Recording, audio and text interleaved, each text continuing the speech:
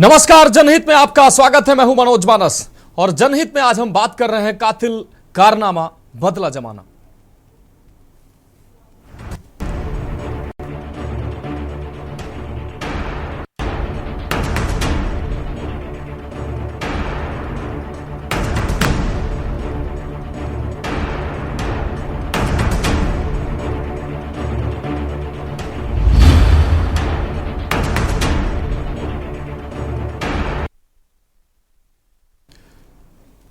तो आज हम बात कर रहे हैं कातिल कारनामा बदला जमाना। कुछ समय पहले मेरठ में एक हत्याकांड घटित हुआ, सौरभ हत्याकांड, जिसने पूरे देश में सुर्खियां बटोरी थी, जिसमें मुस्कान ने अपने प्रेमी साहिल के साथ मिलकर सौरभ की हत्या कर दी थी। उसके शरीर के टुकड़े टुकड़े करके नीले ड्रम में भरकर सीमेंट से भर दिया था। इस घटना ने पति पत्नी के पवित्र रिश्ते को कलंकित किया। उसी मेरठ से एक और दिल दहला देने वाली घटना फिर से सामने आई, जिसमें पति को जान से मारने के बाद खुद बचने के लिए मुस्कान और साहिल की तरह खौफनाक साजिश रची गई। इस बार नीला ड्रम नहीं बल्कि सपेरे से एक सांप खरीद कर लाया गया। पति को मारने के बाद पत्नी रबिता ने उसे बिस्तर पर छोड़ दिया और बाद में दावा किया गया कि एक युवक को सोते समय सांप ने 10 बार डसा और उसकी मौत हो गई। पोस्टमार्टम रिपोर्ट ने सारी असलियत सामने रख दी। यह घटना अमित के साथ हुई, जो मेरठ के बहसुमा थाना क्षेत्र के अकबरपुर सादात गांव का रहने वाला था। एक सीधा साधा मेहनतकश मजदूर रोज की तरह कमाकर काम से लौटकर चारपाई पर सोया और सुबह उसकी लाश मिली। साथ में बिस्तर पर एक जिंदा सांप भी दिखा। लोगों ने यही मान लिया कि अमित को सांप ने डसा और उसकी मौत हो गई। गांव में हड़कंप मच गया। वीडियो सोशल मीडिया पर वायरल हुआ, जिनमें साफ दिख रहा था कि चारपाई पर एक सांप बैठा हुआ था, वह अमित को काट भी रहा है। परिवार वाले भी सदमे में थे और सबने यही मान लिया कि सांप के काटने से ही अमित की मौत हुई है।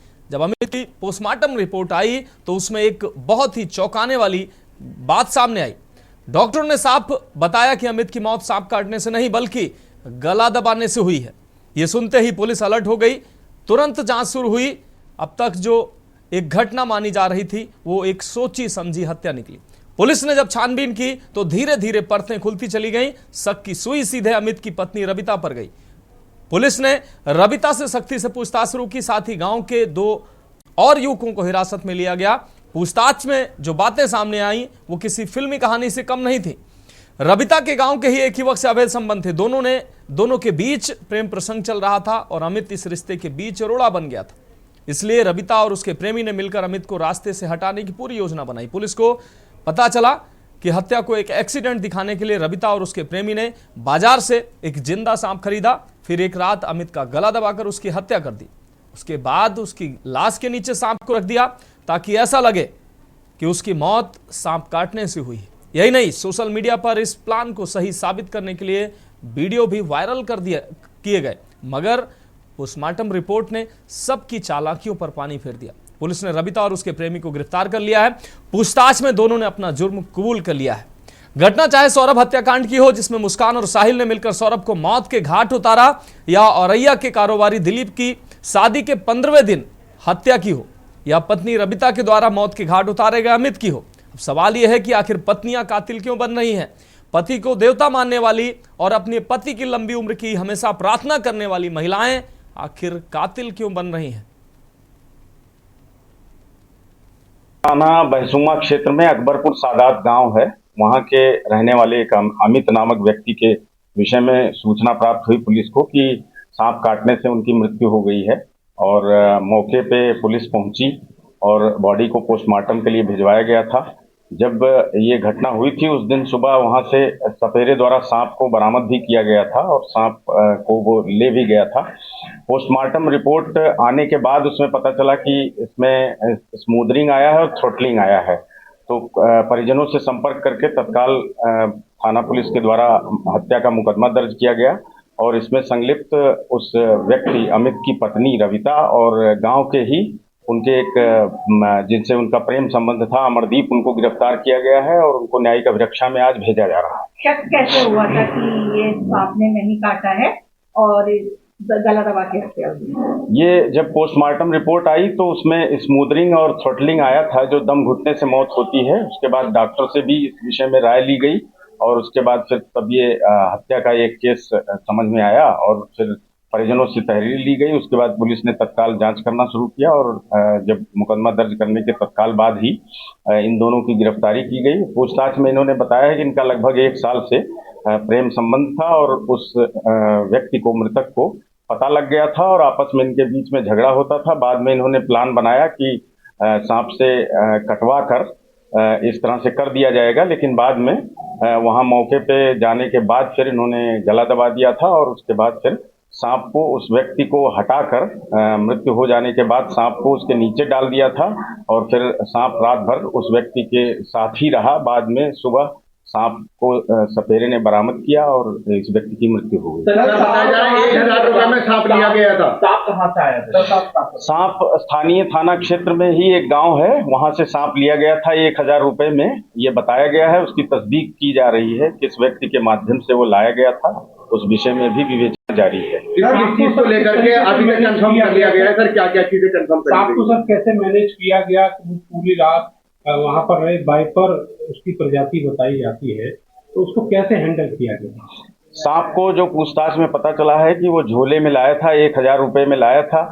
व्यक्ति की गला दबने से, दम घुटने से जब मौत हो गई थी, जैसा उनके द्वारा पूछताछ में अभी बताया गया है प्राइमा फेसी, कि उस व्यक्ति को उठाया गया चारपाई से और उसके नीचे डाल दिया गया था। फिर सांप का कुछ हिस्सा उससे दबा रहा और बाद में कुछ ऐसे निशान भी आए हैं जो मृत्यु के बाद सांप के कटने के हो सकते हैं, ऐसा डॉक्टरों ने पुष्टि किया है। किस दिन की घटना है? क्या बैकग्राउंड है ये? थोड़ा सा इनका ये बताइए, बैकग्राउंड क्या है? एक तो मृतक का और जो प्रेमी है उसका क्या बैकग्राउंड है? एक्चुअली दोनों एक ही गांव के रहने वाले हैं। जो मृतक अमित है वो टाइल्स आदि का काम करता था लगाने का, और जो प्रेमी है वो भी टाइल्स का ही काम करता था। दोनों की वहीं आपस में मित्रता हुई थी। उसके बाद घर आना जाना शुरू हो गया था और फिर उसके बाद फिर इनके बीच प्रेम संबंध हो गए और फिर बाद में ये घटना। सर, हत्या से पहले पत्नी और वहाँ शाकुंभरी घूमने गए थे, वहीं इन्होंने पूरी प्लानिंग करी थी प्रेमी के साथ मिलकर। जैसा आरंभिक पूछताछ में आया है कि 1 हफ्ते पहले लगभग इन लोगों ने प्लान बनाया था, लेकिन घटना वाली जिस दिन रात्रि में घटना हुई है उस दिन ये महिला अपने पति के साथ, जो मृतक है उसके साथ शाकुंभरी गए थे। वहां से लौटते समय इसने इसको बताया था कि आज सांप की व्यवस्था किए रहिएगा, और उसके बाद रात में ये पानी कर दिया। पति या प्रेमी के साथ? पति के साथ वो गई हुई थी और लौटते समय अपने प्रेमी को उसने बताया। गुमराह करा के इसने अपने परिवार को, पूरा अपने परिवार को गुमराह करा इसने। जी हाँ, बिल्कुल गुमराह ही किया। कितने दिन रही वहाँ शाकुंभरी ये लोग गए थे और अपना, तो वहाँ दिन की बात नहीं थी, अपना घूमने गए थे। वहां से अपने पति के साथ ही जब लौट रही थी तब प्लान बनाया कि आज रात में इस तरह का कृत्य करना है। सर, लौटते टाइम इसकी जो मुलाकात थी वो प्रेमी से भी हुई थी, जिसको लेकर इनमें विवाद भी हुआ था। उस रात पति पत्नी के बीच में कुछ, हाँ, ये भी प्रकाश में आया है कि रात्रिकाल में, रात में जब ये लोग आ गए थे तो विवाद भी हुआ था और उसके बाद उसने पहले से ही निर्धारित कर रखा था कि अपने प्रेमी को बुलाना है। उस समय गए थे और विवाद की बात भी सामने आई। तो क्या सर, ये आइडिया कहाँ से आया था? इसको सांप वाला आइडिया कहाँ से आया? पहले ड्रम और अभी ये सांप। आइडिया भी आरंभिक पूछताछ में महिला का आइडिया था। बहुत ज्यादा इस विषय में अभी जानकारी नहीं मिल पाई है कि कहीं किसी बाहरी स्रोत से आया हो, लेकिन महिला ने यही बताया कि मेरा ही आइडिया। ये गिरफ्तार है या हिरासत में? इन दोनों की शादी कब हुई? इन दोनों को गिरफ्तार कर लिया गया है। आज न्यायिक अभिरक्षा में इन्हें जेल भेजा जाएगा। सर, कब शादी हुई थी? इन दोनों की शादी लगभग 8 वर्ष पूर्व हुई थी। अच्छे बच्चे सर? इनके 3 बच्चे हैं, 1 लड़का और 2 लड़की।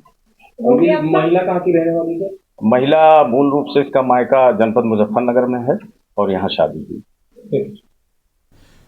तो इस कातिलाना कहानी का जो साजिश थी वो पुलिस ने जो खुलासा किया, वो पुलिस अधिकारी की आपने बातें सुनी किस तरीके से खुलासा हुआ। और अब हम उस जो प्रेमी है, उस महिला रबिता का जो प्रेमी है, वो उसका खुलासा हम सुनाते हैं आपको, किस तरीके से साजिश को अंजाम दिया गया और पूरी घटना को अंजाम दिया गया।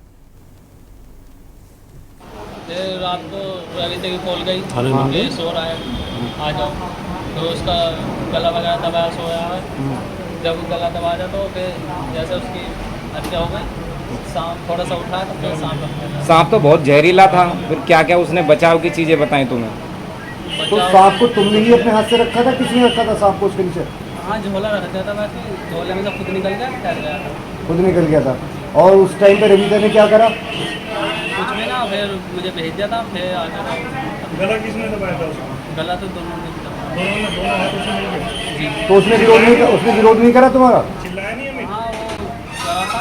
हैं? लगा था। तो फिर क्या, कैसे उसकी आवाज़ कैसे, किसी को पता कैसे नहीं चला इस ना हत्या? पता न लगा, किसी को उठा ही ना, कोई उठा नहीं। शराब के नशे में था वो? तो तुमने कुछ उसको मारने से पहले कुछ नशा भी किया था? कुछ भी नहीं। ये प्लानिंग कब से हुई थी तुम्हारी? प्लानिंग ऐसी कोई 5 साल में तुम रविता के साथ अफेयर में लगभग कितने दिन से थे? ऐसी कोई 6 महीने। कैसे तुम्हारा प्यार शुरू हुआ, पूरी बात बताओ। अमित के साथ में काम पे जाता था, तो जब भी बातचीत हुई उसके घर आना तो जाना तुम्हारी शादी हुई है? नहीं। क्या उम्र है? तो तुम्हारी, 20 साल तो तुम्हें पता है वो रविता शादीशुदा थी, उसके बच्चे भी हैं? जी। तो तुमने उससे प्यार क्यों किया था, कैसे प्यार शुरू हुआ? कितने रुपए में सांप देके गया? 1000 रुपये में साथ। जो लाश के नीचे सांप रखने वाली चीज है, वो कैसे कैसे हुई, शेयर कर लो। वो तो जब उसका गला वगैरह दबा दिया गया था। तो सवाल यही है कि आखिर महिलाएं कातिल क्यों हो रही हैं? अपने पति को देवता मानने वाली महिलाएं, अपने पति की लंबी उम्र की कामना करने वाली महिलाएं, और खासकर भारतीय संस्कृति में पति का जो स्थान है वो काफी ऊंचा माना जाता है, और उसी देश की महिलाएं आखिर पति की कातिल क्यों बन गई हैं? इस गंभीर विषय पर चर्चा के लिए हमारे साथ तमाम मेहमान जुड़े हुए हैं। जयप्रकाश जी पूर्व IPS हमारे साथ जुड़ चुके हैं, गणेशंकर जी मनोचिकित्सक हमारे साथ जुड़ चुके हैं, किरण मिश्रा जी सामाजिक कार्यकर्ता हमारे साथ जुड़ चुकी हैं, साथ ही राजू शर्मा हमारे संवाददाता मेरठ से जुड़ चुके हैं। सबसे पहले सभी मेहमानों का स्वागत करते हुए राजू हम आपके पास आएंगे। राजू, मेरठ में एक और सनसनीखेज ये वारदात सामने आई है। इस घटना के पीछे भी वही प्रेम संबंध की कहानी सामने आई है। मेरठ राजू, जिस तरीके से ये मेरठ में दूसरी वारदात सामने आई है, इसके पीछे क्या एंगल नजर आ रहा है, इसको जल्दी से आप बता दीजिए, उसके बाद हम अपने मेहमानों के पास जाते हैं। तो मेरठ में एक बार फिर मुस्कान और सौरभ का जो कांड था वो एक बार फिर दोहराया गया है। उसी तरीके से हत्याकांड को अंजाम दिया गया जिस तरीके से मुस्कान ने सौरभ की हत्या की अपने प्रेमी साहिल के साथ मिलकर। लेकिन यहाँ जो किरदार था वो बदल गया। सौरभ के किरदार में अमित था जिसकी गला घोटकर हत्या की। मुस्कान के किरदार में जो पत्नी थी उसकी रविता वो थी, और साहिल के किरदार में यहाँ अमरदीप जो था जो उसका प्रेमी था।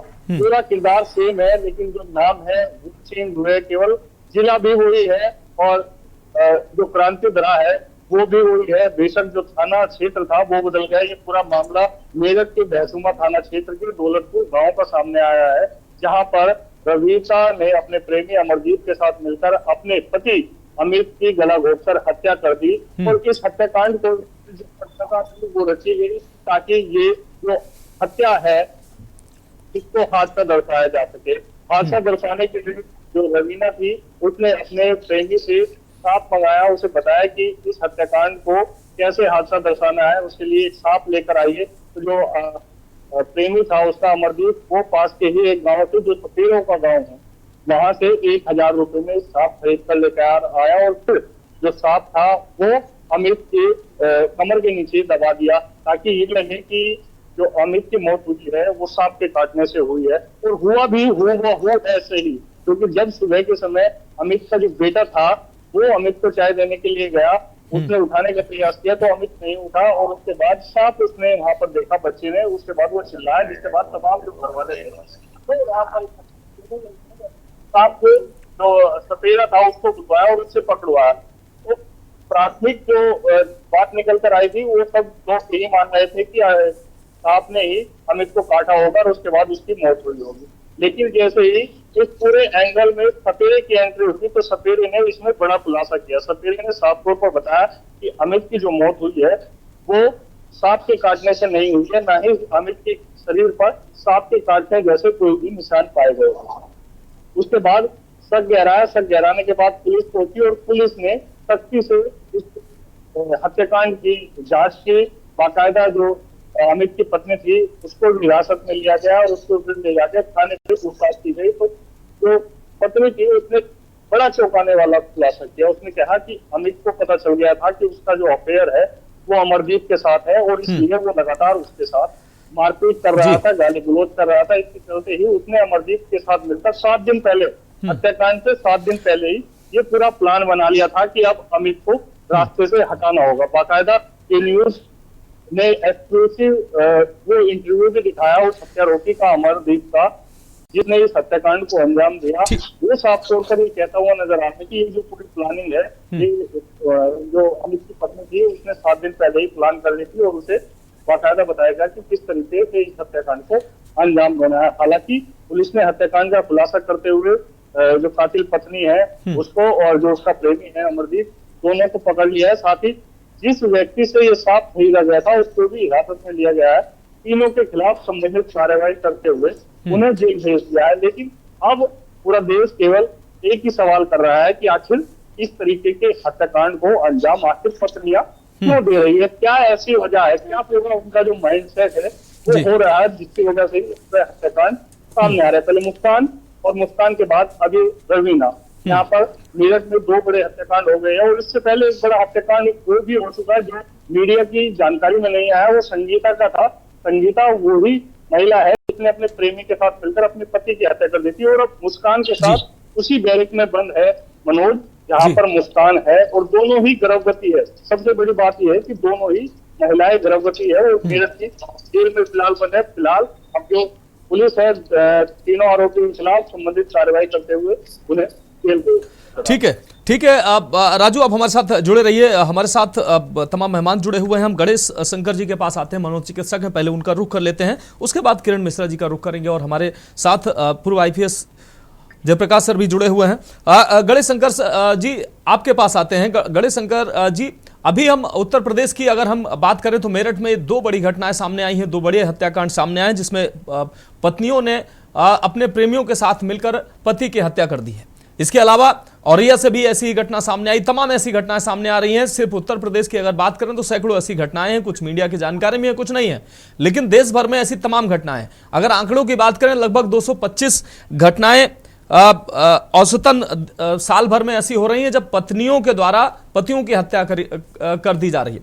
ये मनोस्थिति अगर गणेश शंकर जी अगर समझें हम आपसे तो ऐसी मनोस्थिति क्यों हो रही है उस देश में, जब जिस देश में महिलाओं को संवेदनशील माना जाता है, महिलाएं जो होती हैं वो इतने एग्रेसिव नहीं होती, उनको करुणा की मूर्ति माना जाता है, तमाम संज्ञाएं उनको दी जाती हैं, मातृत्व उनके अंदर होता है और पति को देवता मानती हैं, और उसके बाद ऐसी घटनाएं उनकी लंबी उम्र की कामना के बाद उन्हीं की हत्या कर रही है। ये बदलाव आखिर क्यों आ रहा है? इसके पीछे कोई मनोवृत्ति है या और कोई कारण?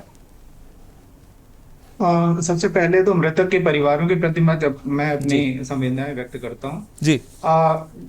इस प्रकार की घटनाएं जिसमें कि पत्नियों के द्वारा पति की हत्या की गई है, ये कोई नई घटना नहीं है, ये हमेशा से होता आया है। लेकिन हाँ, ये जरूर है कि पिछले कुछ महीनों में एक ये ट्रेंड आया है जिसमें कि हम लोग देख रहे हैं कि इसमें एक ही पैटर्न पे लगभग एक पैटर्न पे कई सारे केसेस हुए हैं और इसलिए शायद समाज का ध्यान इस विषय पर आया है। रही बात मनोवैज्ञानिक सिद्धांत जिसके इसके पीछे हो सकते हैं, तो इसमें कई सारी चीजें हैं। नंबर 1 तो ये हो सकता है कि संबंध जो है वो बहुत ज्यादा टॉक्सिक रिलेशन रहा हो हमेशा पहले से, और उसके लिए पत्नी के मन में एक रिवेंज की भावना, क्रोध की भावना, बदले की भावना रहती हो जी।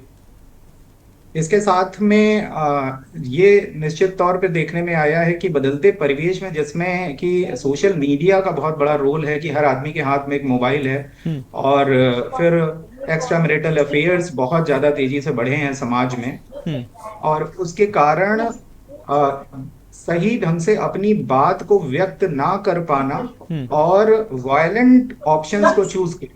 जैसे कि अगर उस स्त्री का किसी अपने पुरुष मित्र से उसका संबंध हो गया था तो शायद एक ऑप्शन डिवोर्स भी हो सकता था, जिस विषय में बात कर सकती थी अपने पति से या परिवार से भी, लेकिन उस रास्ते पर ना जाकर एक हत्या जैसे एक जघन्य अपराध के रास्ते पर चली गई। तो इसका कारण ये है कि कहीं ना कहीं हम ये देखेंगे कि बातचीत करना नहीं आता, संवादहीनता है या मन में डर है, या समाज में डिवोर्स को लेकर भी एक पाप जैसा एक भावना है कि डिवोर्स एक बहुत ही खराब चीज है और बहुत ही ज्यादा स्टिग्मा है इसको लेके।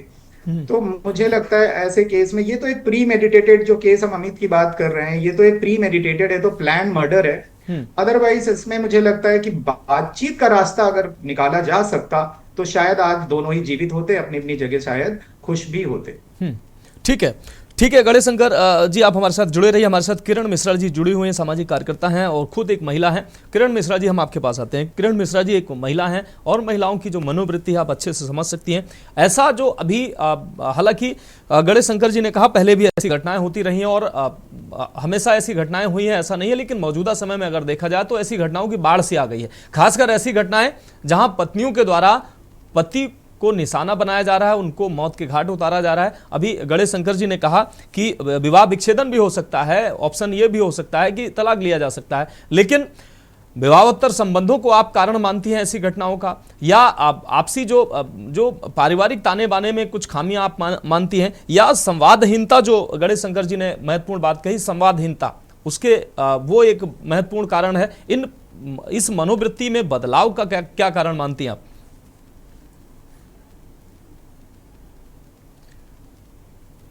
किरण जी फोन अनम्यूट कर लीजिए। मृतक और मृतक के परिवार के साथ मेरी पूर्ण संवेदनाएं हैं जी। प्रभु उनको अपनी शरण में ले। निसंदेह ये कुकृत्य तो है ही जी, कुकृत्य ही कहेंगे इसको। और मैं गणेश जी से बिल्कुल सहमत हूँ। आज जो मोबाइल है, मीडिया है और जो संबंधों में एक टॉक्सिक रिलेशन की बात करी है वो भी देखने को मिल रहा है। विवाह उपरांत वाले संबंध भी देखने को मिल रहे हैं, क्योंकि ये सोसाइटी में मैं चूंकि जाती रहती हूँ इसलिए मुझे ये ज्यादातर दिखाई पड़ता है।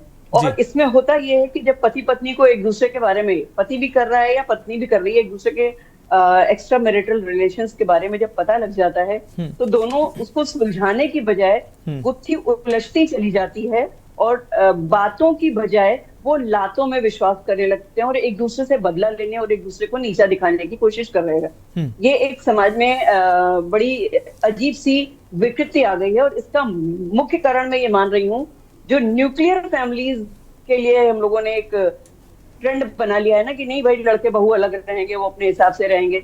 घर का एक दबाव, परिवार का एक दबाव जो एक रहता है लड़की के ऊपर, लड़के के ऊपर, वो हट जाने की वजह से वो मनमाने हो गए हैं।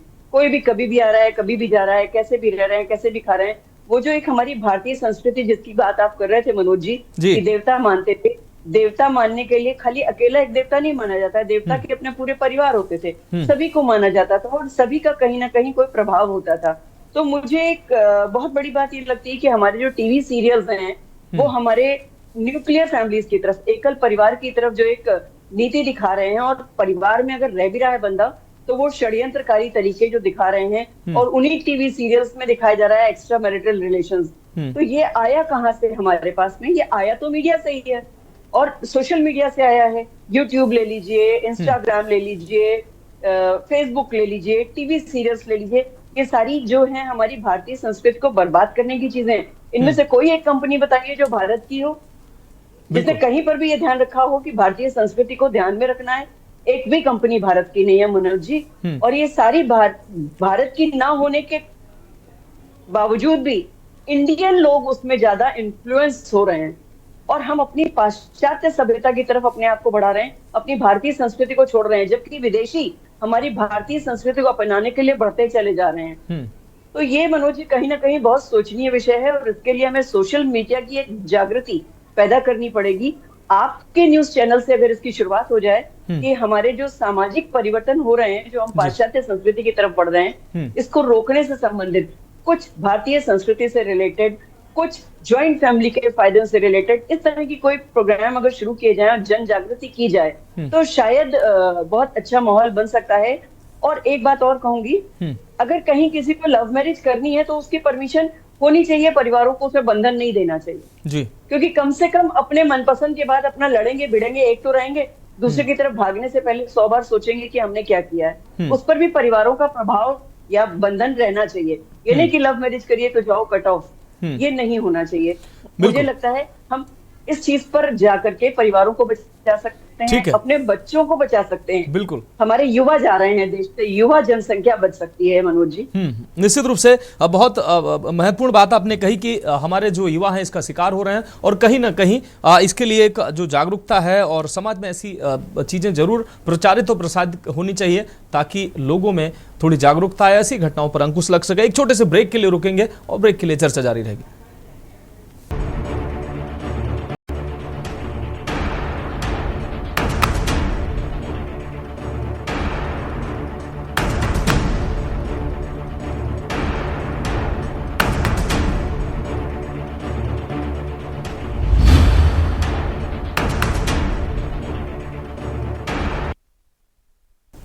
तो ब्रेक के बाद हमारी खास पेशकश में एक बार फिर से आपका स्वागत है। हम बात कर रहे हैं कातिल कारनामा बदला जमाना, और सीधे चर्चा पे आते हैं। हमारे साथ जयप्रकाश जी पूर्व IPS जुड़े हुए हैं। जयप्रकाश जी आपके पास आते हैं। जयप्रकाश जी, एक लंबा प्रशासनिक अनुभव आपके पास रहा है। इस तरीके की जो घटनाएं जयप्रकाश जी मौजूदा वक्त में सामने आ रही हैं, आपको क्या लगता है कि क्या मीडिया में इस तरीके की इस समय घटनाएं ज्यादा आ रही हैं, इसलिए ऐसा आभास हो रहा है कि ऐसी घटनाएं ज्यादा हो रही हैं, या ऐसी घटनाएं वास्तव में ज्यादा हो रही हैं? और अगर हो रही हैं ऐसी घटनाएं, महिलाओं का ऐसा रूप पहले कभी इस स्तर पर नहीं देखा गया है। ऐसी घटनाएं पहले आती रही कि पतियों के द्वारा पत्नियां प्रताड़ित हुई हैं, पतियों ने ऐसी घटना को अंजाम दिया, वैसी घटना को अंजाम दिया। लेकिन अब जो ट्रेंड है वो बदलता नजर आ रहा है। अब लगातार ऐसी घटनाएं सर आ रही हैं जब पत्नियों के द्वारा पतियों की हत्या कराई जा रही है। एक्स्ट्रा मैरिटल अफेयर की जो घटनाएं हो रही हैं, वो इसके लिए आप जिम्मेदार मानते हैं, या कोई मनोवृत्ति में कोई बदलाव आप देखते हैं, या जो सामाजिक ताने बाने में जो बदलाव हुआ है उसको जिम्मेदार मानते हैं आप? देखिए महाराज जी, पहले भी घटनाएं इस तरह की होती रही हैं जी। अब चूंकि मुख्य मीडिया के अलावा सोशल मीडिया भी बहुत सक्रिय है जी, इसलिए कोई भी घटना छिपती नहीं, वो समाज के सामने आ जाती है। अब मेरे पास ये डाटा नहीं है कि मैं ये क्लेम करूं कि पहले घटनाएं कम होती थी कि ज्यादा होती थी, अब ज्यादा हो रही कि कम हो रही हैं जी। लेकिन हो सकता है समाज के सामने सारी घटनाएं पहले न आती रही, लेकिन जो डाटा आ रहा है, जो लोग अखबार में मीडिया के माध्यम से जानते हैं, उसके आधार पर लगता है कि थोड़ा घटनाएं बढ़ी हैं। उसका कारण जो ये था कि जो संबंधों में एक पर्देदारी थी, या ये कहिए कि जो सीमेंट थी, लोगों के प्रति लगाव था, उसमें ह्रास हुआ है। अब अग्रेशन बढ़ा है, चाहे वो कोई भी रिश्ता लीजिए, कि उसमें वो उतना सीमेंटिंग नहीं है जितना पहले हुआ करती। हम आप महसूस करते हैं, चाहे वो कोई भी रिश्ता हो, पति पत्नी का रिश्ता हो सकता है, भाई बहन का रिश्ता हो सकता है, पिता पुत्र का हो सकता है, सभी रिश्तों में ये एक सामाजिक बदलाव के दौर में कुछ न कुछ इसमें ह्रास हुआ है। आप महसूस करेंगे, जैसा कि हम लोग भी महसूस करते हैं, तमाम रिश्तों की कत्ल हो रही और कई लेवल पर इस तरह की घटनाएं आती हैं, और हर तरह के संबंधों में हत्याएं जैसे या मारपीट की घटनाएं सामने आती हैं जी। ये तो घटना अभी कुछ वर्षों में 3-4 घटनाएं जो अभी हुई हैं, चाहे आप वो औरैया की घटना आप कोट कर रहे थे, मेरठ की 2 घटनाएं हो गई जी। इसमें आप देखेंगे कि कहीं न कहीं अवैध संबंधों रीजन रहे। तीनों घटनाओं में अवैध संबंध रहे हैं जो विवाहेतर संबंधों कारण है। तीनों में मैरिड कपल थे, विवाहेतर संबंधों के कारण हत्याएं हुई जी। यदि आप कानूनी तौर पर देखेंगे तो सुप्रीम कोर्ट ने विवाहेतर संबंध को गैर कानूनी नहीं माना है, लेकिन हमारा समाज उसे पाप समझता है, और हम सब ये समझते हैं कि ये गर्हित है, सामाजिक दृष्टिकोण से उपयुक्त नहीं है, सामाजिक और पारिवारिक ताने बाने को ये बिखेरने वाला है, तोड़ने वाला है। बिल्कुल, इसमें कोई भी जो इसका पीड़ित है, या ये कहिए कि जो उसमें शामिल है, वो अपने को समझता है कि इसके उजागर हो जाने पर हम सामाजिक रूप से अलग थलग माने जाएंगे, या हमारी निंदा हो सकती है, या हमें हे दृष्टि से देखा जाएगा। तो उससे बचने के लिए वो एक्सट्रीम कदम उठा लेता है। तो यदि आप एक लाइन में जानना चाहेंगे तो इसके पीछे तीनों रीजन, आप सामाजिक कारण भी कह सकते हैं, मनोवैज्ञानिक कारण भी कह सकते हैं, और कानूनी कारण भी कह सकते हैं। कानूनी कारण मैं आपको स्पष्ट कर दूं कि इसके रोकथाम की भी जो ट्रेडिशनल पुलिसिंग थी उसमें व्यवस्था थी। हर गांव में चौकीदार होता है, पुलिस को ये कहा जाता है कि मुखबिर पालें। तो जो हत्या के 3 मेन कारण थे, जर जोरू जमीन, उसमें एक कारण तो ये है ही है, अवैध संबंध एक रीजन है उसमें। तो यदि कहीं इस तरह के सूचना है तो जो बीट के पुलिस के कर्मचारी हैं उन्हें संकलित करना चाहिए। चौकीदार की जिम्मेदारी है, ऐसी कोई सूचना है तो वो अपने गांव में पता करे और पुलिस तक पहुंचाए, और पुलिस की जिम्मेदारी है कि वो ऐसे लोगों की काउंसलिंग कराए, हिदायत करे, और जो आगे की कार्रवाई, पाबंद करने की कार्रवाई है, ये सब कार्रवाई करे, या पहले से नॉलेज में आ जाने पर घटनाएं नहीं हो। इसी तरह से समाज का अपना पहलू है कि हम जिसको पाप समझते हैं उसको कोई न कोई ऐसा रास्ता दिया जाना चाहिए जिससे हमारा सामाजिक ताना बाना भी ना बिखरे। और उनमें जैसे सबसे आसान बात है कि यदि नहीं दोनों में एक दूसरे से संतुष्ट हैं तो तलाक का सबसे अच्छा कानूनी रास्ता भी है, सामाजिक रास्ता भी है, उस रास्ते पे जा सकते हैं। दोनों अलग अलग रास्ता चुन सकते हैं, फिर से रीमैरिज कर सकते हैं तलाक लेने के बाद। मनोवैज्ञानिक रीजन हो सकता है कि दोनों जो वैवाहिक संबंधों से संतुष्ट नहीं है, किसी ठीक ठाक डॉक्टर से बात करें तो जो वो कमी है वो कमी पूरी हो सकती है। तो इन सारे प्रयासों से हम ठीक कर सकते हैं, लेकिन इसमें सबको प्रयास करने की जरूरत है। जो हमारी संस्थाएं हैं, कानूनी संस्थाएं हैं, उनको प्रयास करने की जरूरत है, सामाजिक संस्थानों को प्रयास करने की जरूरत है। आप प्रयास कर रहे हैं, मीडिया की भूमिका है, हम सब मिलकर के एक स्वस्थ समाज का निर्माण कर सकते हैं। उसी से इन घटनाओं पर अंकुश लगे। मानस बिल्कुल बिल्कुल। एक और सवाल मेरे जहन में सर उठ रहा है, जिस तरीके से आपने कहा कि विवाहोत्तर जो संबंध है, एक्स्ट्रा मैरिटल अफेयर है, इसको गैर कानूनी अब नहीं माना जा रहा है। पहले भी ऐसी घटनाएं सर होती रही हैं, पहले भी इस तरीके के विवाहोत्तर संबंध होते रहे हैं, लेकिन क्या पहले जो था कानून, पहले इस तरीके का कानून था जो ये गैर कानूनी माना जाता था, अब चूंकि इसको अब गैर कानूनी नहीं माना गया है तो लोगों में एक जहनियत एक बन गई है कि अब ये गैर कानूनी नहीं है, अगर ऐसा होता है तो कोर्ट कचहरी या हमें दंड नहीं मिलेगा। हम एक्स्ट्रा मैरिटल अफेयर जब हमें कानून मान्यता देता है तो हम ऐसा कर सकते हैं, इसलिए ये ज़्यादा घटनाएं अब बढ़ी हैं। खासकर एक्स्ट्रा मैरिटल अफेयर की अगर हम बात करें, उसी से जुड़ी ये घटनाएं तमाम हो रही हैं। नहीं, देखिए वो जो अभी आप देखेंगे कि इन तीनों केस का आप अध्ययन करेंगे तो तीनों में कानून की कोई जानकारी नहीं। बिल्कुल, आप ये तीनों जो घटनाएं हैं उसमें जो अभियुक्त हैं आप पता करिएगा तो इन सारी चीजों को उनको कोई जानकारी नहीं होगी कि हमारा कानून कितना हमको इस पे अनुमति देता है, कितना प्रतिबंध। ये तो सच है जो आप कह रहे हैं जी। वो बेसिकली सबसे बड़ा रीजन उसमें है कि जो हम ये ऐसे संबंधों को पाप के और गर्हित नजरिए से देखते हैं, इसको छिपाने और बचने के कारण इस तरह की घटनाएं हो जा रही हैं। तो जो सामाजिक शिक्षा है उसका इसमें बड़ी भूमिका होनी चाहिए। एडल्ट्री पहले क्राइम था, एडल्ट्री यदि कहीं प्रूव हो जाती है तो उसके आधार पर तलाक बड़े आसानी से हो सकता है। और यदि वो कोई आदमी प्रूव कर दे कि हमारा जो पार्टनर है वो एडल्ट्री में शामिल है तो तलाक का सबसे बड़ा रीजन है। तो पहले भी था, आज भी है, तलाक के लिए एक रीजन हो सकता है। लेकिन बात ये होता है कि क्या जो लोग ऐसे क्राइम में शामिल हैं, क्या वो लोग कानून को उतना जानते हैं कि नहीं जानते हैं? उस लेवल पर भी उनको शिक्षित किया जाना चाहिए। और दूसरा आप देखिएगा जो वर्ग ये जानता है ये कानून नहीं है, उनमें इस तरह की हत्याएं नहीं, उनमें कोई इस तरह का सामाजिक टैबू भी नहीं है कि यदि किसी को जानता है कि हमारे विवाहित संबंध की तो उसमें हमारी कोई सामाजिक अपमान होगा।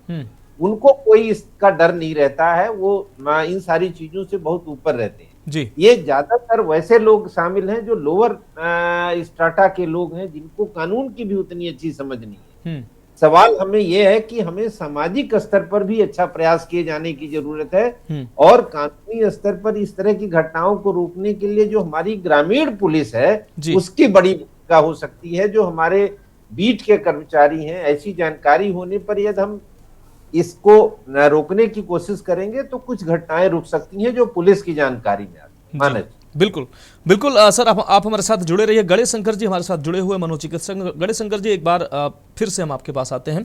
गणेश शंकर जी, जैसा कि अभी किरण मिश्रा जी ने भी कहा कि और आदरणीय जयप्रकाश जी ने भी कहा कि कहीं ना कहीं संवादहीनता और जो अब अगर इस तरीके की घटनाएं हो रही हैं, एक्स्ट्रा मैरिटल अफेयर हैं, तो उनको एक स्पेस देना, बातचीत के माध्यम से रास्ता बनाना, वो रास्ता नहीं बन पा रहा है। दूसरी चीज जो किरण मिश्रा जी ने कहा कि टीवी सीरियल में जो परोसा जा रहा है उसका प्रभाव पड़ रहा है, पाश्चात्य संस्कृति है उसका प्रभाव पड़ रहा है। आपको इसका प्रभाव क्या इन घटनाओं से इसका लेना देना है क्या? और जो जैसा कि किरण मिश्रा जी ने कहा कि तमाम जो शादियां होती हैं वो जोर जबरदस्ती में कर दी जाती हैं, अफेयर या लव कहीं और होता है, किसी को पसंद कोई और होता है, शादी कहीं और हो जाती है, उसकी वजह से भी ऐसी तमाम घटनाएं सामने आ रही हैं। और सबसे बड़ा जो कारण क्या, पाश्चात्य संस्कृति हमारे संस्कृति पर चोट करना भी ये बड़ा कारण हो सकता है इसके पीछे? सिर्फ पाश्चात्य संस्कृति को हम एक कारण मान लें तो ये उतना ठीक नहीं होगा। मुझे लगता है कि ग्लोबलाइजेशन का समय है और बहुत सारी चीजें विदेशों से हम लोगों ने ली हैं। बिल्कुल, अगर हम लैपटॉप या मोबाइल पे कार्यक्रम कर पा रहे हैं तो कहीं ना कहीं ये भी टेक्नोलॉजी सब आई हुई है विदेशों से, तो बहुत सारी अच्छी चीजें भी आई हैं। लेकिन हाँ, हमें अपने मूल्यों के प्रति सचेत रहना चाहिए, हमें जानकारी होनी चाहिए अपने पारिवारिक मूल्यों की, लेकिन साथ में हमें उससे जुड़ी जो चीजें बदल सकती वक्त के साथ उस पर भी ध्यान होना चाहिए। जैसे कि अगर हम कहें, मैं मनोरोग विशेषज्ञ हूं और मैं ये बात गंभीरता से कह सकता हूं कि अपने भारतवर्ष में मानसिक रोग विशेषज्ञ जितने अच्छे से ट्रीटमेंट कर पाते हैं मनोरोगियों का, उतना विदेशों में भी नहीं हो पाता। और उसका सबसे प्रमुख कारण ये नहीं कि हम डॉक्टर्स यहाँ बहुत अच्छे हैं, यहाँ परिवार है, तो परिवार सबसे बड़ी ताकत है। लेकिन अगर ये परिवार हमें अपनी बात रखने की स्वतंत्रता नहीं देता, अगर ये परिवार इतनी भी हमको स्वतंत्रता नहीं देता कि मैं ये कह सकूं कि मैं आपके साथ खुश नहीं, अपने स्पाउस को ये बोल सकूं या अपनी बात रखूंगा और समाज ये कहेगा कि मुझे डिवोर्स चाहिए और समाज एक स्टैंप नहीं लगा देगा मेरे कैरेक्टर के ऊपर कि बड़ा खराब कैरेक्टर का व्यक्ति है, तो फिर हमारे मूल्यों में कहीं ना कहीं कुछ कमी है। वक्त के साथ हम बदल नहीं रहे, एक तो ये बात है। दूसरा ये है कि हाँ, सोशल मीडिया का डेफिनेटली बहुत रोल है और कोई रेगुलेशन नहीं, हालांकि गवर्नमेंट पॉलिसीज आ रही हैं और अब सोशल मीडिया हर लोगों के हाथ में है, तो ये एक आग की तरह है। जो व्यक्ति एक्सपर्ट है उसका सदुपयोग करता है और जो उतना काबिल नहीं है वो ट्रैप में फंसता है, तो क्रिमिनल एक्टिविटीज तक पहुंचता है। तीसरा ये बहुत इंपॉर्टेंट एस्पेक्ट है कि लोग, ये एक्स्ट्रा मैरिटल अफेयर हो चाहे क्रिमिनल एक्टिविटीज हो, कहीं ना कहीं वो व्यक्ति पूर्णतया मानसिक स्वास्थ्य की स्थिति में नहीं है, ये हमें समझना चाहिए। आज ministry of health and family welfare की रिसर्च है जो कहती है कि करीब 20% of the population, Indian population जो है वो कहीं ना कहीं से तनाव ग्रसित है। 20% बहुत बड़ा नंबर है। गवर्नमेंट की बहुत सारी पॉलिसीज भी हैं, बहुत सारा फंड सैंक्शन किया जाता है, हर डिस्ट्रिक्ट में अब डिस्ट्रिक्ट मेंटल हेल्थ सर्विसेज है, लेकिन लोग अवेयर नहीं है, लोग मानसिक स्वास्थ्य के प्रति अवेयर नहीं है। अगर मैं तनाव में हूं किसी भी कारणवश, तो क्यों ना मैं जाऊं और बातें करूं। हो सकता है मुझे जरूरी नहीं मैं इलाज करूं, लेकिन शायद मैं काउंसलर से बात करके अपने मन की बात ही निकालूं तो शायद एक समाधान मिले। तो मेंटल हेल्थ स्ट्रेंथनिंग बहुत जरूरी है। साथ में एक छोटी सी चीज मैं और जोड़ूंगा और वो है कि बातों को कहने की कला, स्कूलों में सब्जेक्ट जरूर पढ़ाए जा रहे हैं, हम लोगों ने भी सारे सब्जेक्ट्स पढ़े, लेकिन अपनी बात कहना आना ये बहुत बड़ी चीज है। जैसा कि जयप्रकाश सर ने कहा कि तीनों केसेस में आपने देखा कि मिडिल या लोअर मिडिल क्लास फैमिली के लोग, जिनको कि शायद ज्ञान उतना ज्यादा जानकारी नहीं है, उन लोगों ने इस तरीके के क्राइम किए। जरूर से जरूर ये वो व्यक्ति थे जो अपनी बात कह नहीं पाए। शायद इनकी जगह बहुत पढ़ा लिखा व्यक्ति होता, पढ़े लिखे कपल होते तो शायद बैठते और बात करते कि ये रिलेशन नहीं हम लोग का चल सकता। तो बात कहना आना चाहिए और इसकी हर घर में प्रैक्टिस होनी चाहिए। एक छोटा सा सजेशन मैं आपके कार्यक्रम के माध्यम से समाज को देना चाहता हूं, हर परिवार में महीने में एक मीटिंग होनी चाहिए। आप ज्वाइंट रहें, न्यूक्लियर रहें, कहीं भी रहें, परिवार में एक महीने में मीटिंग होनी चाहिए। मीटिंग में हर व्यक्ति अपनी बात कह ले, इसकी स्वतंत्रता होनी चाहिए। शायद इस छोटी सी शुरुआत से काफी कुछ बदल सकता है। तो ये मेरी तरफ से कुछ सजेशंस। लेकिन गणेश शंकर जी, इसी से जुड़ा एक और अहम सवाल, जो मौजूदा समय में जो ज्वाइंट फैमिलियां जो पहले हुआ करती थी, अब वो सिंगल फैमिली होती जा रही हैं, अब एकल परिवार होते जा रहे हैं। तो बड़ा कारण और तमाम जो मोस्टली ऐसी घटनाएं सामने जो आई हैं उसमें ऐसा देखा गया है कि एकल परिवार में लोग रह रहे थे, पति पत्नी रह रहे थे, तीसरा व्यक्ति आया और ऐसी घटनाएं सामने आई। तो क्या जो फैमिली, जो ज्वाइंट फैमिली जो अब टूट रही है, परिवार टूट रहे हैं, एकल फैमिली बन रही हैं, ये भी एक महत्वपूर्ण कारण हो सकते हैं? क्योंकि बड़े परिवार के साथ लोग रहते थे, एक दूसरे के दुख दर्द को साझा करते थे, एक दूसरे की अपनी जिम्मेदारी तय होती थी, अब ऐसा नहीं है। ठीक है, ये बात भी देखिए, मैं इसको बिल्कुल भी ये नहीं कह सकता कि जॉइंट फैमिली का जो सिस्टम था वो बिल्कुल सही है और न्यूक्लियर फैमिली का सिस्टम बिल्कुल गलत है। मैं इसको मानता नहीं हूँ, ये मेरी पर्सनल ओपिनियन भी हो सकती है। मुझे ऐसा लगता है कि चाहे हम जॉइंट परिवार में रहें या न्यूक्लियर फैमिली में रहें, समझदारी और पारस्परिक जो प्रेम है वो ज्यादा महत्वपूर्ण है। ऐसा भी हो सकता है कि एक परिवार में 10 लोग हों और उसमें से 4 लोग जो हैं वो लड़ाई झगड़ा करते हों, शराब पीते हों या गलत चीजों में लिप्त हो, तो उस परिवार के बच्चों पे गलत प्रभाव पड़ेगा। ठीक है, हम हमेशा अच्छी ही चीज क्यों देख रहे हैं, उसका गलत एस्पेक्ट भी हो सकता है। बिल्कुल। हाँ, ये हमारे पारिवारिक मूल्यों में रहा है कि हम लोग देखते आए हैं हमेशा कि दादा दादी नाती पोतों का ख्याल रखते हैं, उनको अच्छे शिक्षा देते हैं, अच्छे संस्कार देते हैं, वो ठीक है, लेकिन गलत चीजें भी आ सकती। इंपॉर्टेंट न्यूक्लियर या जॉइंट फैमिली नहीं है, इंपॉर्टेंट है वैल्यू सिस्टम। क्या परिवार में बातचीत होती है? क्या परिवार क्या कभी हस्बैंड वाइफ ने बैठ के इस विषय पे कभी कोई बात की कि हो सकता है हमारा संबंध खराब हो जाए, लेकिन हम लोग कभी भी क्राइम के रास्ते पे नहीं जाएंगे। अधिकतर नशे के इन्फ्लुएंस में बहुत सारे क्राइम होते हैं, बहुत सारे क्राइम करने वाले नशे में लिप्त होते हैं। क्या परिवार इन मूल्यों को निर्धारित करता है कि नहीं, घर में शराब या कोई भी किसी प्रकार का नशा नहीं करेगा? तो मेरे ख्याल से न्यूक्लियर या ज्वाइंट इंपॉर्टेंट ना होते हुए पारिवारिक मूल्य ज्यादा महत्वपूर्ण हो जाते हैं। बिल्कुल ठीक है। ठीक है गणेश शंकर जी, आप हमारे साथ जुड़े रहिए। किरण मिश्रा जी, एक बार फिर हम आपके पास आते हैं। किरण मिश्रा जी, जैसा कि गणेश शंकर जी ने कहा कि ज्वाइंट फैमिली और एकल परिवार जैसा भी हो, लेकिन जो मूल्य जो होते हैं, पारिवारिक मूल्य हैं, पारिवारिक जो जिम्मेदारियां हैं, आपस में प्रेम होना चाहिए, वो नजदीक रहें या दूर रहें। आपको क्या लगता है, जैसे कि आपने कहा कि पाश्चात्य संस्कृति ने हमारी संस्कृति में चोट किया है, जरूर किया है।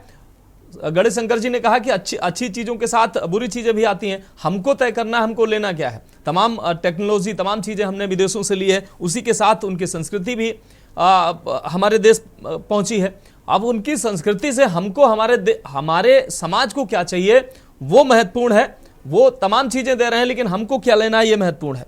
आपने जैसा आपसे हमारा जो सवाल है कि पारिवारिक मूल्य जो है वो कहीं ना कहीं जो वो कम हो रहे हैं, लोग अपनी जिम्मेदारियों से मुंह मोड़ रहे हैं, अग्रेसन अब बहुत हो रहा है, क्योंकि अब एक दूसरे की जो संवादहीनता है वो बढ़ती जा रही है। एक दूसरे को समझना, कोई व्यक्ति अगर गलती कर भी दे रहा है तो उससे कोई बात करने वाला नहीं है, उसको कोई समझाने वाला नहीं है। और अगर कोई समझाने वाला हो, अच्छे से बात करने वाला हो, संवाद की अगर अच्छे से बेहतर संवाद हो सके, तो ये ऐसी घटनाएं कम हो सकती हैं।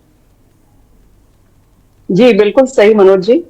मैं ये कहना चाहूंगी कि मैंने संस्कृति की बात करी थी, टेक्नोलॉजी की बात नहीं करी थी जी। और पाश्चात्य संस्कृति की तरफ हम आकर्षित हो रहे हैं अपनी चीजों को छोड़ करके, मैंने ये बात कही थी जी।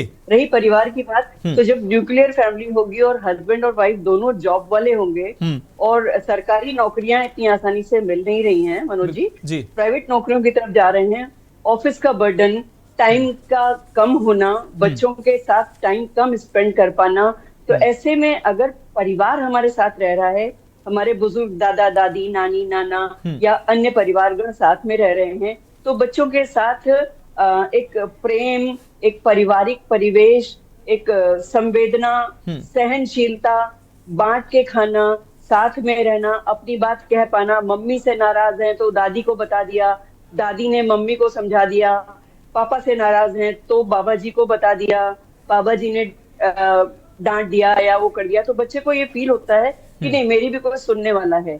ये चीजें हमारे यहाँ थी पहले से, हैं अभी भी, लेकिन इनको पुनर्जागरण की आवश्यकता है मनोज जी। मुझे ऐसा लगता है कि कहीं ना कहीं ये जो बढ़ती हुई न्यूक्लियर फैमिली की भीड़ है ना, उसमें हमारे पारिवारिक मूल्य जिनकी बात हमारे गणेश जी कर रहे थे, वो कहीं खोते चले जा रहे हैं। उन पारिवारिक मूल्यों को हमें डूबने से बचाना है, उनको ढूंढ के लाना है। मनोवैज्ञानिकों की जरूरत ना पड़े, कम से कम पड़े, क्योंकि आपका ये है। पर मैं ये मानती हूँ कि पहले नहीं था, जब हम ज्वाइंट फैमिली थे तो एक दूसरे के सहयोग से, एक दूसरे से अपनी बात कह के हल्के हो लेते थे और किसी को कोई किसी तरह का वैमनस्य नहीं रहता था, कोई किसी को मारने पीटने की तरफ नहीं बढ़ता था। सबको ये पता था कि अगर उन्होंने मुझे डांटा तो उनको भी डांटने वाला घर में बैठा हुआ है, उनको भी समझाने वाला घर में। तो ये एक माहौल था, हमारी एक ये संस्कृति थी। ये संस्कृति खो रही है, मैं इस संस्कृति की बात कर रही थी, और ये सच में कहीं ना कहीं बिखर गई है। आज हमारे अपने बच्चे ही सुनने को तैयार नहीं होते।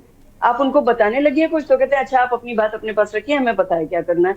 तो इस तरह के उत्तर हमें आज के बच्चों से मिल रहे हैं। उनमें कहीं ना कहीं संवेदनशीलता की कमी हो गई है, प्रेम का अभाव हो गया है, धार्मिकता की कमी हो गई है, नैतिकता नजर नहीं आ रही है, सामाजिक मूल्यों को समझना नहीं चाहते हैं। कहीं विवाह हो या कहीं शादी ब्याह हो या कोई फैमिली फंक्शन हो, उसमें बच्चे साफ मना कर देते हैं, आप जाइए, आप देखिए जाके, हमसे क्या मतलब, हम अपने उसमें जाएंगे। तो ये इस तरह की जो परिवर्तन आ रहे हैं ना, ये कहीं ना कहीं हमें इस तरह की घटनाओं की तरफ ले जा रहे हैं कि हम अपनी मनमानी करने पर उतारू हैं। हमारा आज का जो युवा वर्ग है, इसको मनमानी से रोकने के लिए हमें कुछ ना कुछ सामाजिक और पारिवारिक तौर पर करना ही पड़ेगा मनोज जी। हम हर बात के लिए, हर चीज के लिए डॉक्टर, पुलिस या प्रशासन पर निर्भर नहीं हो सकते हैं। परिवार का भी दायित्व बनता है, परिवार को ऐसी शिक्षा देनी चाहिए, मेरे ख्याल से बहुत जरूरी है। जैसा कि हमारे गणेश जी ने कहा कि परिवार में 1 महीने में एक बार तो मीटिंग होनी चाहिए, अवश्य होनी चाहिए, बिल्कुल होनी चाहिए। और मेरा तो ये कहना है कि जब इतना हम टेक्नोलॉजी में बढ़ गए हैं, तो हर रोज शाम को एक गूगल मीट पे, क्यों नहीं, कितनी भी दूर बच्चे रह रहे हो, शाम को एक बार हालचाल तो पूरा परिवार ले सकता है। एक समय पर गूगल मीट होना है, आप लोग सब लोग आइए, हाँ भाई आज की क्या अपडेट है, ये भी तो किया जा सकता है मनोज जी। बिल्कुल, कि हमें अपने संबंधों को बचाना है, संस्कृति को बचाना है, परिवार को बचाना है, देश को बचाना है, तो ये भी एक रास्ता हो सकता है। बिल्कुल बिल्कुल। करण जी, जयप्रकाश जी, एक बार फिर हम आपके पास आते हैं। जयप्रकाश जी, मेरठ की जब घटना हुई, सौरभ हत्याकांड हुआ, उसके बाद ये घटनाएं सामने आई, उसके बाद कई ऐसी घटनाएं भी सर सामने आई हैं जिसमें यह देखा गया है कि महिलाओं के द्वारा धमकी दी गई है कि सौरभ हत्याकांड याद है या नहीं याद है, इसी तरीके से आपको भी ड्रम में बंद करवा दिया जाएगा। 2-3 घटनाएं हमने खुद खबरें चलाई हैं उनकी कि 2-3 घटनाएं ऐसी आई हैं, पत्नियों के द्वारा धमकियां दी गई हैं और उस हत्याकांड का हवाला दिया गया है। ये मनोवृत्ति जब हम कह रहे हैं कि पारिवारिक मूल्यों को समझना होगा, अब ऐसी स्थिति में जैसा कि अभी आपने बताया कि सामाजिक स्तर पर, पुलिसिंग के स्तर पर ऐसी जागरूकताएं चलानी चाहिए, सामाजिक चेतना केंद्र बनाए जाने चाहिए, ताकि जब ऐसे संबंध आपस में कड़वाहट संबंधों में आ जाए तो व्यक्ति वहां जा सके। पुलिस विभाग में ऐसे केंद्र बनाए जाने चाहिए, जब ऐसी घटनाएं सामने आए तो वहां पर उनके साथ अच्छे से बिहेव, उनके साथ बातचीत, कैसे परिवार आगे बढ़ेगा, कैसे आपको आगे चलना चाहिए, इस तरीके से उनको मोटिवेट करना चाहिए, उनके साथ संवाद स्थापित करना चाहिए। क्या ऐसी पहल से ऐसी घटनाएं रुक सकती हैं सर? नहीं, देखिए मानव जी, ये बहुत अच्छी बात है जो घटनाओं को रोकने की बात है। एक बात पर मुझे थोड़ा आपत्ति है, जो आपने ये कहा कि तमाम महिलाओं ने ड्रम वाली धमकी दी, वो बिल्कुल उतना नहीं हो सकता है। पुरुष वर्ग कहीं इससे ज्यादा अपने घरों में धमकी दे रहा हो महिलाओं को, वो सामने नहीं आ रहा है। बिल्कुल, लेकिन बहुत अच्छी बात आपके मनोचिकित्सक जी, डॉक्टर साहब ने बताई, उसको आप नोट कीजिए। बात 100% सही है कि आज विश्व समुदाय का करीब 20% लोग कहीं न कहीं मानसिक परेशानियों से जूझ रहे हैं और हम उसे स्वीकार नहीं करते कि हमें कोई इस तरह की मानसिक परेशानी है जी। तो जो उन्होंने कहा कि हर आदमी को दवा की जरूरत नहीं है, लेकिन काउंसलिंग की हर आदमी की जरूरत है। और एक बड़े प्रसिद्ध डॉक्टर ने कहा कि जितना आप खाने पीने, ओढ़ने पहनने से संतुष्ट नहीं होते हैं, उतना दोस्तों के बीच में बैठ के चकल्लस करने से आप संतुष्ट रह सकते हैं। वो भी एक काउंसलिंग का तरीका है। तो संवाद शब्द है, उस संवाद को आप किसी भी फोरम का नाम दे सकते हैं। मनोचिकित्सक के पास बैठ के संवाद कर सकते हैं, दोस्तों के बीच में बैठ करके अपनी समस्याओं पर डिस्कस कर सकते हैं, हंसी मजाक कर सकते हैं, परिवार के बीच में बैठ के कर सकते हैं। यदि कहीं डेडलॉक है तो किसी एजेंसी के पास कर सकते हैं, उसमें पुलिस सबसे बेहतर एजेंसी हो सकती है, दोनों को एक फोरम पर बुलाती है। परिवार परामर्श केंद्र हर डिस्ट्रिक्ट में, पुलिस लाइंस में और पुलिस ऑफिस में बने हुए हैं और उसको एक्सटेंड करके माननीय हाई कोर्ट ने, सुप्रीम कोर्ट ने हर जिले में एक कोर्ट को डिजिग्नेट किया कि वो परिवार में जो वैवाहिक संबंध बहुत तेजी से टूट रहे हैं उसको बचाने के लिए वहां भी काउंसलिंग होती है और 3-4 लेयर की काउंसलिंग के बाद तब एफआईआर होती है, फिर तलाक और दुनिया भर की सारी चीजें आगे बढ़ती हैं। पहले वहां भी कोशिश होती है कि हम इन रिश्तों को बचा के रखें जी। जो कानूनी तरीका है वो सब सारे प्लेटफॉर्म है। सवाल ये है कि ये उस प्लेटफॉर्म तक जाना चाहिए। इन तीनों केसेज में आप देखेंगे कि इन रिश्तों को कोई उस स्तर तक नहीं ले गया, इसे छिपाने का प्रयास किया। ये दुनिया को पता न चल जाए हमारे ये जो विवाहेतर संबंध है, ये दबाव है, इसके कारण वो किसी फोरम पर नहीं गए, न वो परिवार के फोरम पे गए, न दोस्तों के फोरम पे गए, न वो पुलिस के फोरम पे गए, न वो कोर्ट के फोरम पे गए। तो सवाल सिर्फ ये है, कहीं न कहीं समाज की जिम्मेदारी है, यदि उनके इर्द गिर्द इस तरह की कोई घटनाएं और कोई इस तरह का डेवलपमेंट है, तो हमारी सबकी जिम्मेदारी है कहीं न कहीं इस चीजों को किसी न किसी फोरम पे ले जाएं, परिवार के फोरम पे ले जाएं, दोस्त के फोरम पे ले जाएं, डॉक्टर के फोरम पे ले जाएं, पुलिस के फोरम पे ले जाएं, अदालत के फोरम पे ले जाएं, बिल्कुल, जिससे ये घटनाएं रुके। बिल्कुल, हाँ बिल्कुल, ये हम सब जी ठीक है। जयप्रकाश जी आगे समय इजाजत नहीं देता है, समय पूरा हो चुका है। बहुत शुक्रिया आपका हमारे साथ जुड़ने के लिए और बहुत महत्वपूर्ण चर्चा करने के लिए। गणशंकर जी आपका भी बहुत शुक्रिया। किरण मिश्रा जी आपका भी बहुत शुक्रिया चर्चा में जुड़ने के लिए। तो सवाल यही है कि आखिर ऐसी मनोवृत्ति का जिम्मेदार कौन है? तमाम ऐसे फोरम बने हुए हैं, परिवार परामर्श केंद्र बने हुए हैं। अगर किसी व्यक्ति से कोई गलती हो भी जाती है तो संवाद के माध्यम से उसको सुधारा जा सकता है, उससे संवाद किया जा सकता है और संबंध विच्छेदन भी एक मार्ग हो सकता है। हत्या कर देना ही मार्ग नहीं है, और भी तमाम रास्ते हैं। लेकिन इस तरह की घटनाओं पर लगाम लगाने के लिए तमाम लोगों को सामाजिक जिम्मेदारियों को भी, सामाजिक लोगों को अपनी जिम्मेदारियों का निर्वहन करना होगा। और तमाम ऐसे जो सामाजिक चेतना का केंद्र चलाने वाले तमाम लोग हैं, ऐसे लोग जागरूकता चला सकते हैं। ऐसे लोगों को इंगित किया जा सकता है कि जिनके बीच ऐसी कड़वाहट है, उनको परिवार परामर्श केंद्र पहुंचाया जाए, उनको ऐसी जगह पहुंचाया जाए जहां पर वो उनकी काउंसलिंग हो सके और उनका परिवार टूटने से बच सके और एक जो कीमती जिंदगी है वो लोगों की बच सके। तो फिलहाल हमारी खास पेशकश में अभी के लिए इतना ही। मुझे दीजिए इजाजत और आप देखते रहिए के न्यूज़ इंडिया।